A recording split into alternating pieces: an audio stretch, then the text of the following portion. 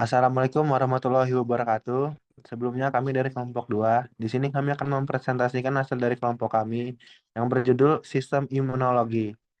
Next, sebelum memasuki materi, saya akan memperkenalkan anggota-anggota saya. Yang pertama ada Alia, yang kedua ada Arganis, yang ketiga ada Aurelia, yang keempat ada Hanifah, yang kelima ada Lovina, yang keenam ada saya sendiri, Rizky Dava, yang ketujuh ada Tisna, dan yang terakhir ada Wahyu Puja. Dan selanjutnya materi akan disampaikan oleh teman saya. Baik, terima kasih atas waktu yang telah dipersilakan. Kemudian untuk materinya yaitu definisi dari sistem imunologi sendiri adalah sistem kekebalan tubuh yang berfungsi sebagai mekanisme pertahanan tubuh terhadap bibit penyakit dengan menolak dan mengeliminasi patogen yang masuk, termasuk bakteri, virus, jamur, dan parasit, serta sel-sel yang abnormal seperti sel kanker. Sistem ini terdiri dari beberapa bagian seperti sel, jaringan, dan organ yang bekerja sama untuk mengidentifikasi dan memerangi bahan kimia eksternal yang dianggap berbahaya bagi tubuh.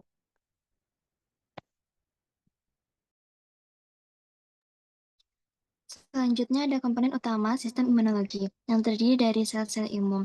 Sel-sel imun ada leukosit atau sel darah putih. Leukosit sendiri ada neutrofil, eosinofil, basofil, limfosit, dan monosit. Yang kedua ada sel dendritik, yang ketiga ada sel NK atau natural killer.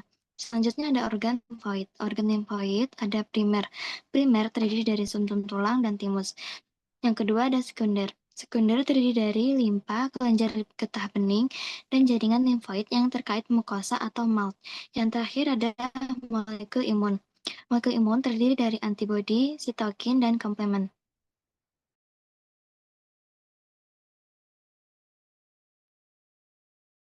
Selanjutnya terdapat jenis-jenis untuk sistem imunologi.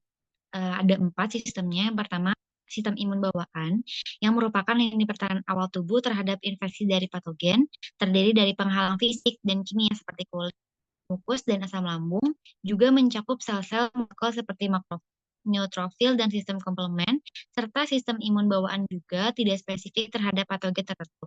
Selanjutnya ada sistem imun adaptif, di mana ini merupakan lini pertahanan yang lebih spesifik dan efektif, melibatkan juga sel-sel T dan sel-sel B yang dapat mengenali dan merespon patogen yang spesifik. Sel-sel T dapat membunuh sel terinfeksi dan membantu aktivasi sel-sel B. Sel-sel B dapat memproduksi antibodi untuk melawan patogen, serta sistem imun adaptif memiliki memori imunologi sehingga dapat bereaksi lebih cepat dan efektif pada paparan patogen yang sama di masa depan. Selanjutnya ada sistem imun mukosa, yang mana ini merupakan sistem imun yang berada di permukaan tubuh, terutama di saluran pernapasan, saluran pencernaan, dan genitourinaria, melindungi permukaan tubuh dari infeksi patogen, dan terdiri dari sel-sel epitel, sel-sel imun seperti sel T, sel B, dan sel dendrit, serta antibodi sekretor. Yang terakhir ada sistem imun pasif, mana merupakan transfer kekebalan dari individu lain atau sumber eksternal. Contohnya adalah pemberian antibodi atau imunoglobulin atau sel-sel T dan sel B dari donor, dan dapat memberikan perlindungan sementara tetapi tidak menghasilkan memori imunologis.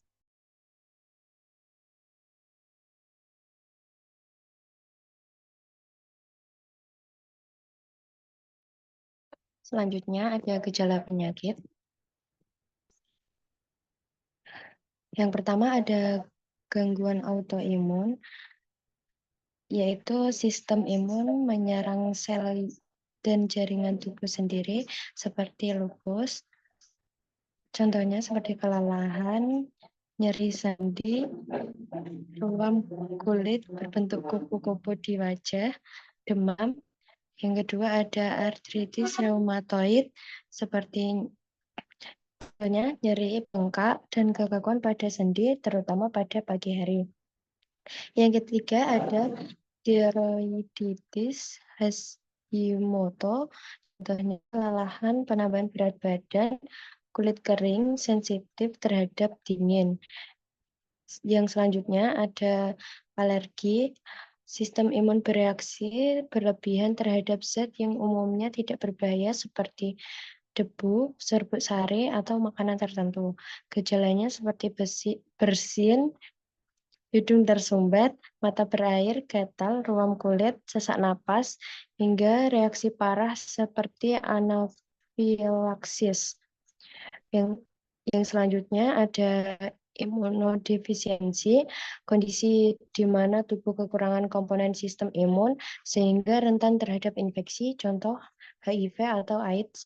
Gejalanya seperti penurunan berat badan, demam berulang, infeksi yang sering atau berkepanjangan, kelelahan ekstrim.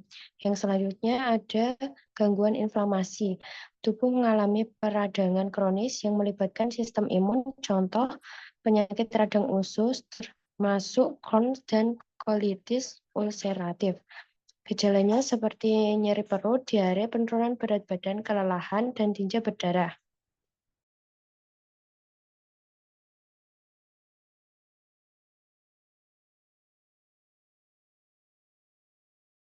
Selanjutnya ada penyebab imunologis, kekurangan gizi. Kekurangan zat gizi, baik zat makro, protein, karbohidrat, maupun zat mikro, vitamin, dan mineral, dapat menurunkan kinerja sel imun. Faktor keturunan. Faktor keturunan adalah penyebab paling umum dari defisiensi imun primer. Kekurangan istirahat. Kurang tidur dapat melemahkan sistem kekebalan tubuh. Stres. Stres dapat melemahkan sistem kekebalan tubuh. Alergi. Sistem kekebalan tubuh yang terlalu aktif dapat bereaksi terhadap zat-zat di lingkungan yang biasanya tidak berbahaya seperti debu, jamur, serbuk sari, dan makanan. Penyakit autoimun. Gangguan autoimun dapat disebabkan oleh faktor genetik, paparan sinar matahari, bahan kimia berbahaya, asap rokok, atau infeksi bakteri dan virus tertentu. Kondisi kronis. Kondisi kronis seperti diabetes atau kanker dapat menyebabkan gangguan sistem imunologi. Penggunaan narkoba dapat menyebabkan gangguan sistem imunologi. Rawat inap jangka panjang. Rawat inap jangka panjang dapat menyebabkan gangguan imunodefisiensi.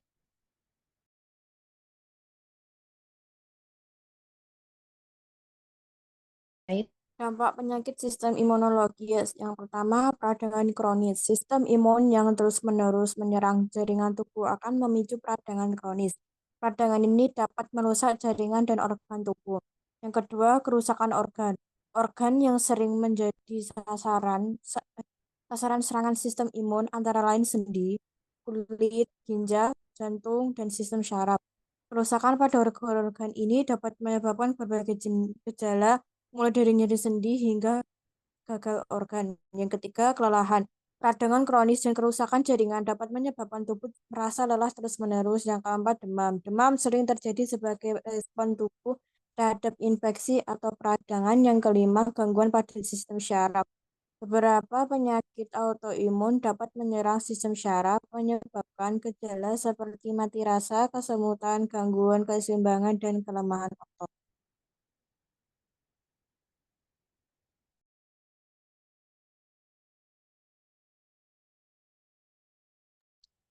Pencegahan. Yang pertama, gaya hidup sehat. Nutrisi seimbang, mengkonsumsi makanan bergizi seperti buah-buahan, sayuran, biji-bijian, dan protein sehat dapat memperkuat sistem imun. Olahraga teratur, aktivitas fisik membantu meningkatkan sirkulasi darah dan fungsi sel imun. Istirahat cukup, tidur yang berkualitas sangat penting untuk regenerasi sel dan fungsi optimal sistem imun. Kelola stres. Stres kronis dapat melemahkan sistem imun. Teknik relaksasi seperti meditasi atau yoga dapat membantu. Yang kedua, hindari faktor risiko. Berhenti merokok. Merokok merusak paru-paru dan melemahkan sistem imun. Batasi paparan zat berbahaya. Hindari paparan bahan kimia berbahaya, polusi udara, dan sinar matahari berlebihan. Jaga kebersihan. Cuci tangan secara teratur dan terapkan kebersihan yang baik untuk mencegah infeksi.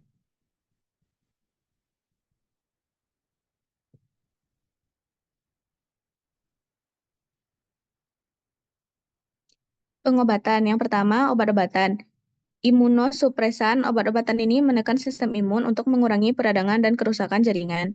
Kortikosteroid, mengurangi peradangan dan menekan sistem imun. Biologik, menargetkan molekul spesifik yang terlibat dalam proses peradangan. Obat imunostimulan digunakan pada penyakit dengan sistem imun yang lemah. 2. Terapi lain, transfusi darah, untuk mengganti komponen darah yang hilang. Terapi sel induk, mengganti sel-sel yang rusak dengan sel induk sehat. Plasmafresis, menghapus antibodi yang merusak dari darah. Imunoterapi merangsang atau menekan sistem imun untuk melawan penyakit. Contoh penyakit dan pengobatan. 1. Penyakit autoimun. Misal reumatoid, artritis, atau lupus. Sistem imun menyerang jaringan tubuh sendiri. Pengobatannya imunosupresan, kortikosteroid, dan biologik. 2. Alergi adalah reaksi berlebihan terhadap zat asing atau alergen. Pengobatannya antihistamin, kortikosteroid, dan imunoterapi. Yang ketiga, defisiensi imun adalah sistem imun lemah, mudah terkena infeksi. Pengobatannya antibiotik, imunoglobulin, transplantasi sumsum tulang. Mungkin sekian presentasi dari kelompok kami. Kalau ada salah kata, kami minta maaf. Kami akhiri. Wassalamualaikum warahmatullahi wabarakatuh.